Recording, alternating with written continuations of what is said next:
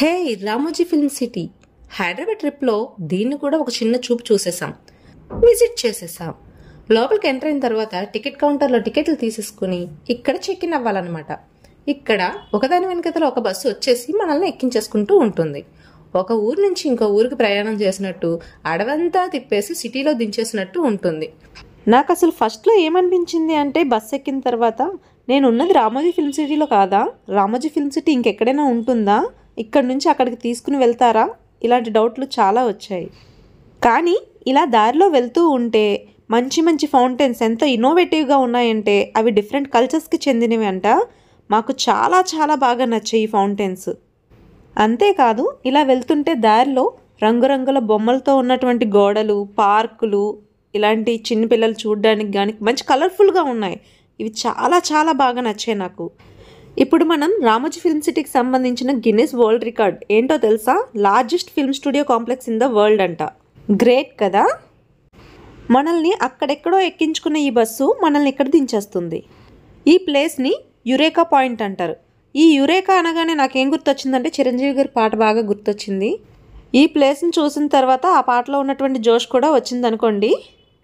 మీకు తెలుసా, ఈ యురేకా పాయింట్లో మనం ప్యారిస్ వెళ్లకుండానే ఈఫిల్ టవర్ని చూసేయచ్చు. ఇక్కడ పిల్లలు పెద్దలు ఆడుకోవడానికి, చూసుకోవడానికి, తిరగడానికి చాలా చాలా ఉంటాయి. ఇదిగో ఇక్కడ ఉంది కదా, ఇదే బస్ స్టాప్.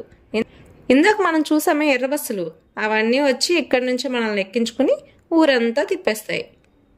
ఊరంతా అంటే ఏంటో కాదండోయ్, రామోజీ ఫిల్మ్ సిటీనే. ఇక్కడ మనం బస్సు ఎక్కిన తర్వాత మనతో పాటు ఒక గైడ్ కూడా ఉంటారు. బస్సులో నుంచి చూపించడానికి వాటి గురించి ఎక్స్ప్లెయిన్ చేస్తూ ఉంటారు.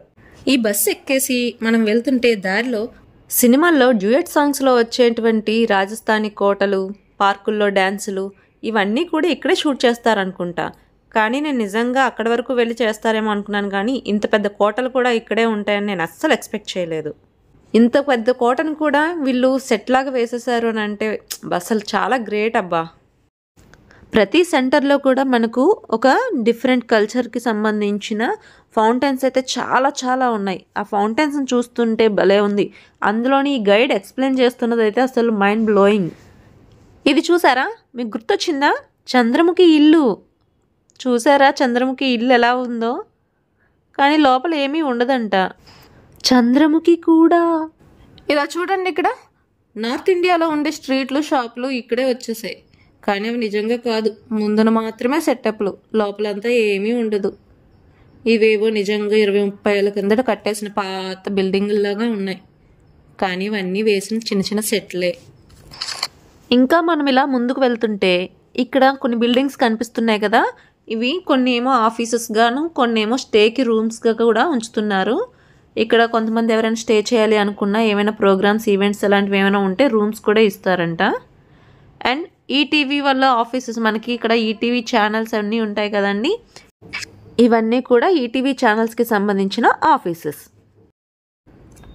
త్రిబులర్ సినిమాలో ఫైట్ సీన్ ఉంటుంది కదా, ఆ ఫైట్ సీన్ అంతా కూడా ఇక్కడే షూట్ చేశారంట.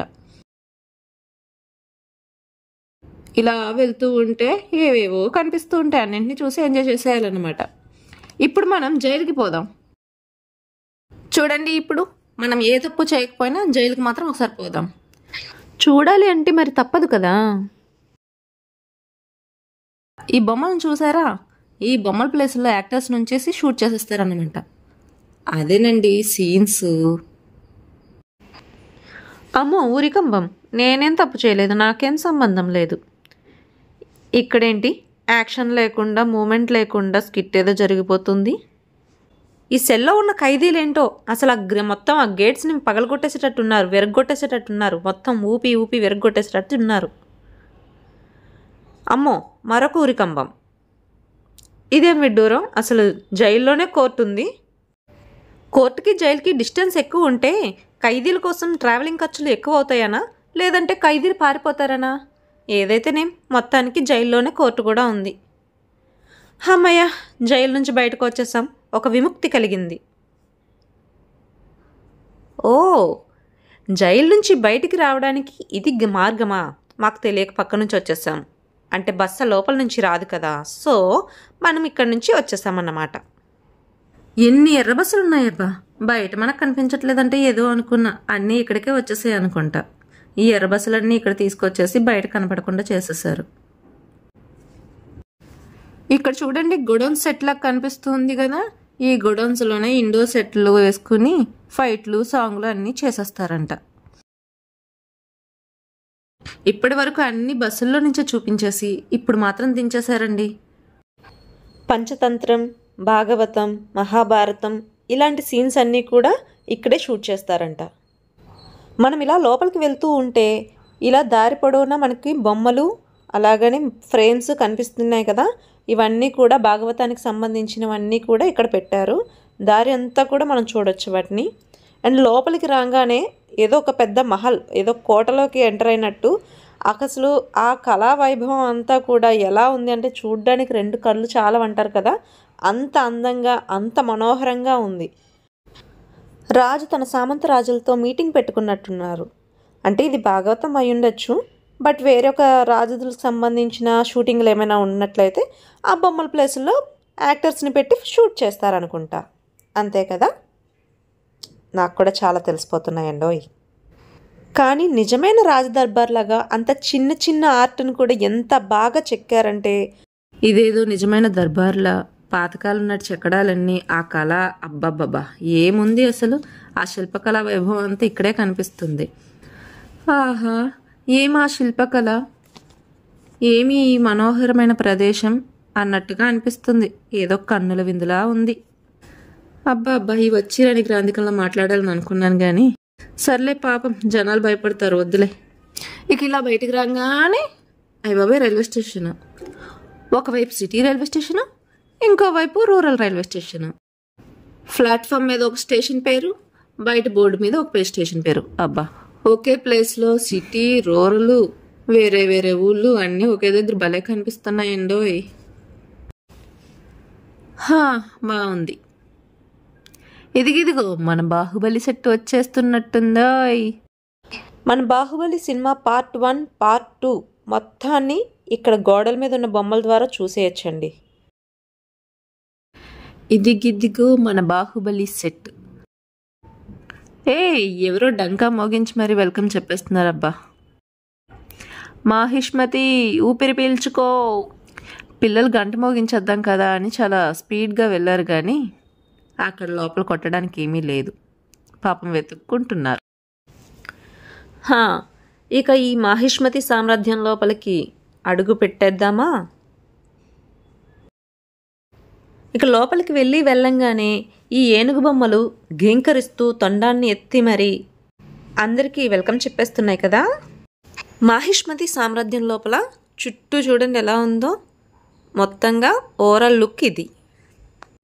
ఇదిగో ఇది చూసారా, మన చిన్న బాహుబలి ఎత్తిన పెద్ద శివలింగం. ఇదిగో ఇక్కడ చూడండి, చిన్న బాహుబలి వాళ్ళ అమ్మను కాపాడుకోవడానికి వచ్చి ఫైట్ చేస్తాడే, మొత్తం ఈ ఓపెన్ ఏరియాలోనే, ఈ కోట లోపలే, ఈ ఏరియాలోనే ఫైట్ అంతా జరిగిందంట. బల్లాల దేవుది పెద్ద విగ్రహం పెడతారే, అది ఈ కింద ఈ పీఠం మీదనే పెట్టారంట. చూడండి ఇదే ఎంత పెద్దలా ఉంది, ఇంకా విగ్రహం ఇంకెంత ఎత్తులో ఉండుంటుంది. అయ్యయ్యో, దేవసేనని ఇంత పెద్ద స్తంభానికి కట్టేశారా? అలా గొలుసులతో కట్టేయడం అన్యాయం కదా. దండాలయ్య సాంగు, దేవసేన వేలు నరికిన సీను ఇక్కడే చేశారు. దేవసేనను బంధించిన బోను, బల్లాల దేవుడికి పేర్చిన చితి. కట్టి పుల్లలు ఏరుకోవడానికి నేనేమైనా పిచ్చిదాన్ని అనుకున్నావా కట్టప్ప అని అనుష్క ఇంత భయంకరంగా చెప్పలేదులే కానీ ఒక మంచి డైలాగ్ చెప్తూ తన ఫేస్ని రివీల్ చేసేది ఇక్కడే కదా. మాహిష్మతి సామ్రాజ్యాన్ని అంతటినీ ఇలా ముక్కముక్కలుగా చూడడం కాదు కానీ సినిమాలో చాలా చక్కగా చూపించారు కదా. ఎంత బాగా చూపించారో. మన బాహుబలి తన రక్తాన్ని అర్పించిన దేవి. వీడిని చూడండి, వీడి ప్రతాపాన్ని చూడండి. బల్లాల దేవకి ఏమీ తక్కువ కానని బల్లాల దేవలాగా వీడు కూడా వీడి ప్రతాపాన్ని చూపిస్తున్నాడు. రే రే రే, అది బాహుబలి కాబట్టి లాగాడ్రా, మీరెలా లాగలరా? బల్లాల దేవ యుద్ధంలో దీంతోనే చకచక నరికేసింది. అయ్యయ్యో, బల్లాల దేవ విగ్రహాన్ని ఇంత దగ్గరగా అంత ఎత్తులో చూడలేమని ఇలా ముక్కలు చేసేసారా? నాకేం నచ్చలేదు. సో సారీ బల్లాల దేవ. ఇంత తిరిగితే ఆకలి వేయదా? అందుకే బాహుబలి సెట్లో బాహుబలి దర్బార్ రెస్టారెంట్. బౌలెడ్ సిట్టింగ్ కూడా ఉందండోయ్. సెల్ఫ్ సర్వీస్తో అందరూ బొజ్జ నింపేసుకుని ఇలా అవుట్ అయ్యేటప్పుడు, అదేనండి ఎగ్జిట్ అయ్యేటప్పుడు ఈ షాప్ నుంచి బయటికి వెళ్ళాలి. ఈ షాప్లో కనిపించేవన్నీ ఫ్రీగా చూసేసి నచ్చితే కొనుక్కొని లేదా కళ్ళల్లో నింపుకొని వచ్చేస్తున్నారు. అబ్బా, నెక్స్ట్ ఫారిన్ ట్రిప్పా? ఫారిన్ బిల్డింగ్స్ చూడండి, అదేనండి సెట్. ఈ ఫారిన్ సెట్ చూడండి, అన్ని బిల్డింగ్స్ ఎంత బాగున్నాయో. నా చిన్నప్పుడు నేను చూసిన అమ్మాయిలు అబ్బాయిలు సినిమా ఆ సెట్ అంతా కూడా ఇక్కడే కనిపిస్తుంది. ఇందులో ఒక బిల్డింగ్లో మనకి లైవ్ పర్ఫార్మెన్స్ కూడా చూపిస్తున్నారు. ఏం పర్ఫార్మెన్స్ అనుకుంటున్నారా? లోపలికి వచ్చేయండి మరి చూసేద్దాం. వెళ్ళేంత వరకు నాకు కూడా తెలియదు కదా మరి. ఓ Spiderman, Batman, Superman, నా మ్యాన్, ఈ మ్యాన్ అందరి బొమ్మల్ని ఎదురుగా పెట్టేసి పండగ సమయంలో గుళ్ళో కట్టే లైన్ లాగా అక్కడికక్కడే తిరిగి లోపలికి చుట్టి లోపలికి వెళ్ళాక దైవ దర్శనం లాగా ఇక్కడ అవతార్ దర్శనం. అదేనండి అవతార్ ప్రదర్శన. ఇక్కడున్న మనిషి ఏం చేస్తే అక్కడున్న డిస్ప్లేలో ఆ బొమ్మ అలానే చేస్తుంది. సో అవతార్ సినిమా అంతా కూడా ఎలా షూట్ చేశారో ఇక్కడ తెలిసిపోయింది. అవతార్ సినిమా ఇంత ఈజీగా తీసేశారా అని అనుకోవడానికి ఏం కాదులేండి, దాని వెనక చాలా ఎక్కువ కష్టమే ఉంటుంది.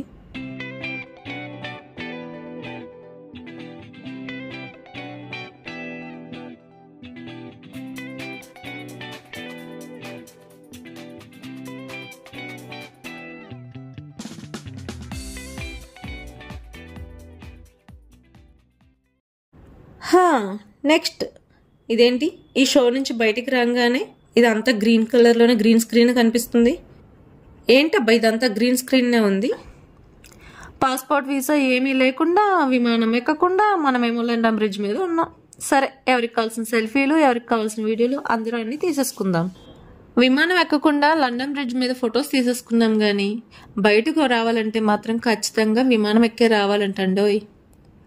అదేనండి ఇండోర్ ఫ్లైట్, తప్పదు మరి ఫ్లైట్ ఎక్కాలి అంటే మనం ఎయిర్పోర్ట్కి వెళ్ళాలి కదా. సో ఎయిర్పోర్ట్కి వచ్చేసాం. సో ఎయిర్పోర్ట్ షూట్లన్నీ కూడా ఇక్కడ ఈ ఎయిర్పోర్ట్లో జరుగుతాయి అన్నమాట. ఇక్కడ సేమ్ బయటన ఎయిర్పోర్ట్లో ఎలా ఉంటుందో రియల్గా ఇక్కడ కూడా అలానే ఉంది. హైదరాబాద్లో విశాఖపట్నం ఇంటర్నేషనల్ ఎయిర్పోర్ట్ అంటండి, చాలా బాగుంది కదా. లోపల అంబియన్స్ అంతా కూడా చూడండి ఎలా ఉందో, మొత్తం మనకంతా రియలిస్టిక్గా ఉంది. ఎంత ఇండోర్ ఫ్లైట్ అయినా కూడా బయట ఎలా ఉంటుందో ఫ్లైట్ మొత్తం అలానే ఉంది. సో ఫ్లైట్లో షూట్ చేయాలి అని అంటే అవన్నీ కూడా ఇందులోనే చేస్తారనమాట. సో డైరెక్ట్ ప్లేన్ అవసరం లేదు, అన్నిటికీ సెట్సే. బాగుంది. ప్లేన్ లోపలికి వెళ్ళిన తర్వాత ఎయిర్ హోస్టెస్ ఇక్కడే నిలబడి వెల్కమ్ చెప్తారన్నమాట. ఇక లోపలికి వెళ్తే సీటింగ్ అరేంజ్మెంట్ అంతా కూడా సేమ్ మూవీస్లో మనకి ఎలా చూపిస్తారో అలానే ఉంది. ఇక బయటకు వచ్చేసి బస్సు ఎక్కేస్తే మళ్ళా మనని ఒక దగ్గర నుంచి ఇంకో దగ్గర తీసుకెళ్ళిపోతారన్నమాట. ఇలా మనం బస్సు ఎక్కి చూస్తూనే ఉండాలి. ఈ లొకేషన్స్ అన్నింటినీ చూసి అర్థం చేసుకుంటూ వాడెవడో చెప్తా ఉంటే వింటూ, దారిలో వచ్చేటి ఇలాంటి ఫౌంటైన్స్ చూసారా, ఇదొక ఇన్నోవేటివ్గా ఎలా ఉందో. సో ఇలాంటివన్నీ మనం చూస్తూ దారిలో ఇలాంటి ఫౌంటైన్సే కాకుండా బిల్డింగ్స్, పార్క్స్, రంగురంగు బొమ్మలతో ఉన్న గోడలు, ఇలా చాలా లొకేషన్స్ మనం చూడొచ్చు. చూడండి ఎంత అందంగా ఎంత అద్భుతంగా ఉన్నాయో. ఈ గార్డెన్ మెయింటైనింగ్ కూడా అంతే. అసలు ఇలాంటి లొకేషన్స్లో కదా సాంగ్స్ అన్నీ కూడా చేసేది. ఇది చూసారా, ఇప్పుడు మనం వెళ్ళబోయేది జపనీస్ గార్డెన్ కంట. ఇక్కడ తీసుకువెళ్ళి ఒక గుట్ట మీద వదిలేస్తారు, అక్కడి నుంచి మనం మొత్తం తిరగాలన్నమాట.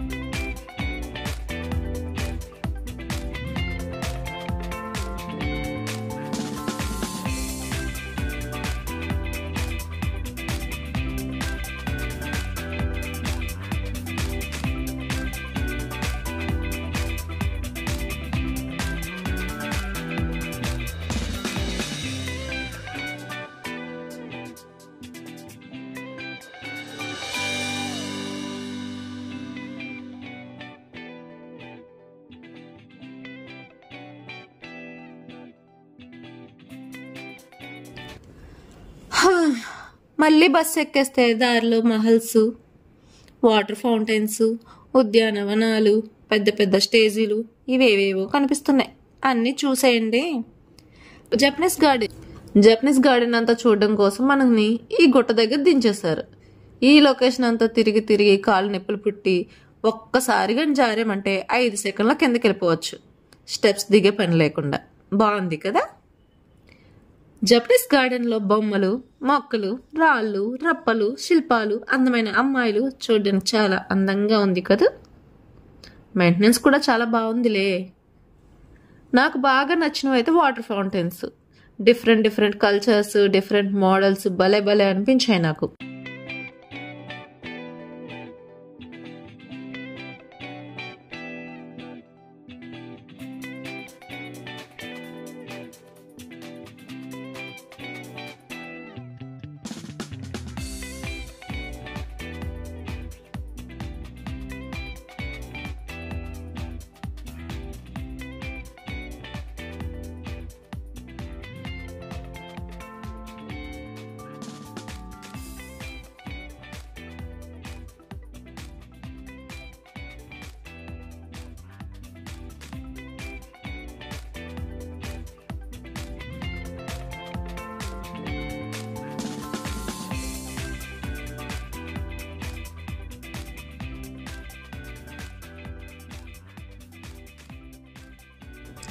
ఇదేంటి కలర్స్?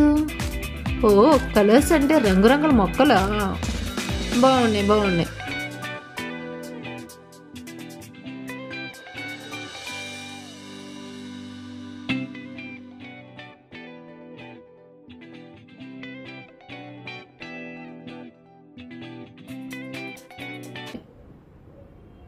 నెక్స్ట్ కృపాలు కేవ్స్ అంట. ఇది కూడా బాగుందండో. కేవ్స్ లోపలికి వెళ్తుంటే నిజంగా చల్లగా అనిపిస్తుంది, సెట్స్ లాగా అనిపించట్లేదు. ఇదేదో నిజంగానే కేవ్స్లో ఎంత చల్లగా ఉంటుందో ఆ చల్లదనం ఇక్కడ కూడా తెలుస్తుంది. మరి ఏం చేశారంటారు?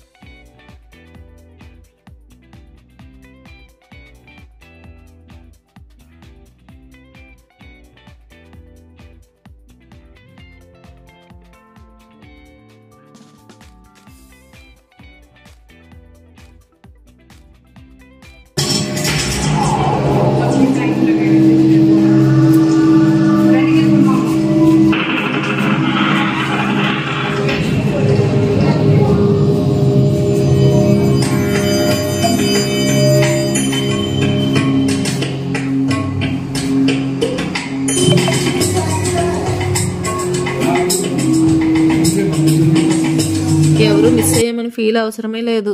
ఒక్క నిమిషం వెయిట్ చేస్తే మళ్ళీ షో స్టార్ట్ అయిపోతుంది. ఈ 3D షో మాత్రం నాకు చాలా బాగా నచ్చింది. గూస్ బంప్ ఫీలింగ్ అనిపించింది. హే, బటర్ఫ్లై మ్యూజియం.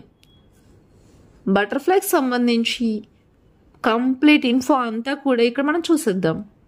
కానీ ఇంత చదివే ఓపిక లేదు. ఇంట్రెస్ట్ ఉన్న వాళ్ళు మాత్రం చక్కగా చదువుకోవచ్చు.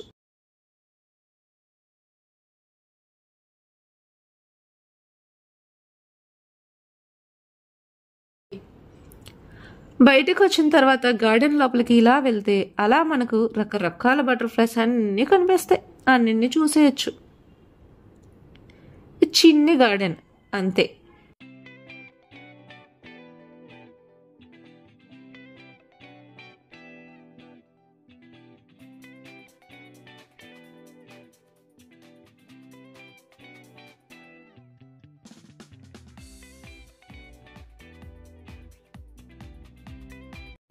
Next wings. రకరకాల పక్షులు ఉన్నాయండో ఇక్కడ అన్నీ ఒక శాంక్చురీలో చూసినట్టు అన్ని రకాల పక్షుల్ని ఇక్కడ చూడొచ్చు అనుకుంటా. హే, బాతులు, హంసలు, చాలా రకాల పక్షులు ఇక్కడ ఉన్నాయండో. చాలా ఫ్రీగా తిరిగేస్తున్నాయి. హే, వీటికి స్విమ్ చేస్తూ బాగా ఎంజాయ్ చేస్తున్నాయి కూడా. హే, ఇక్కడ పక్షుల కోసం కూడా చాలా నీట్గా బాగా మెయింటైన్ చేస్తున్నారబ్బా.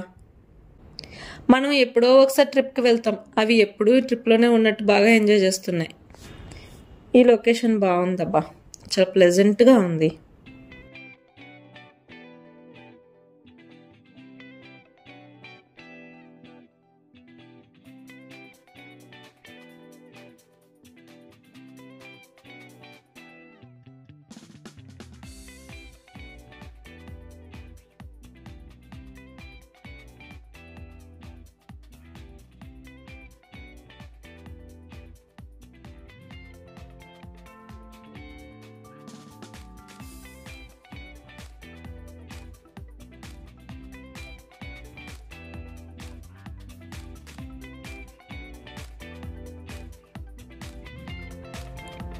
హే సూపర్ వాటర్ ఫాల్స్.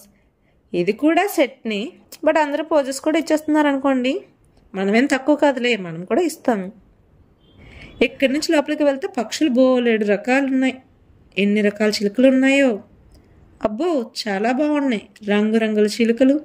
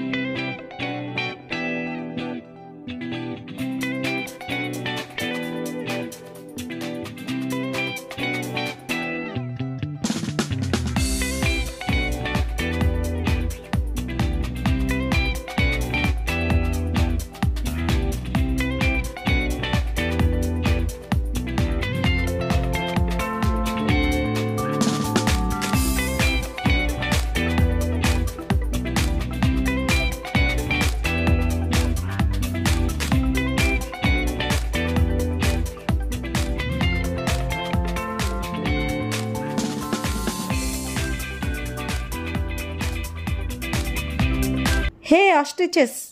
హే ఇక్కడ బాగానే ఆస్ట్రిచ్ ఎగ్స్ని చూసారా ఎంత చక్కగా మెయింటైన్ చేస్తున్నారు.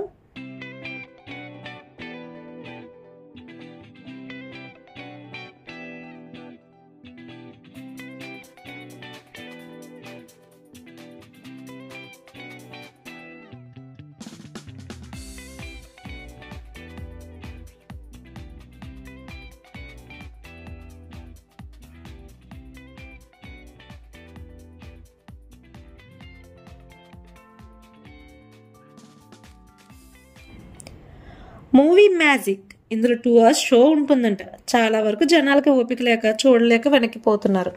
అందులో నేను కూడా ఒకదాన్ని అనుకోండి. నాకు కూడా ఓపిక లేదు. హే ఇది ఇంకా నెక్స్ట్ అడ్వెంచర్ పార్క్. దీనికి మాత్రం సపరేట్ టికెట్ అండి. ఇక్కడ చాలా రకాల అడ్వెంచర్స్ అయితే చేసుకోవచ్చు. టికెట్ కూడా ఉంటుంది.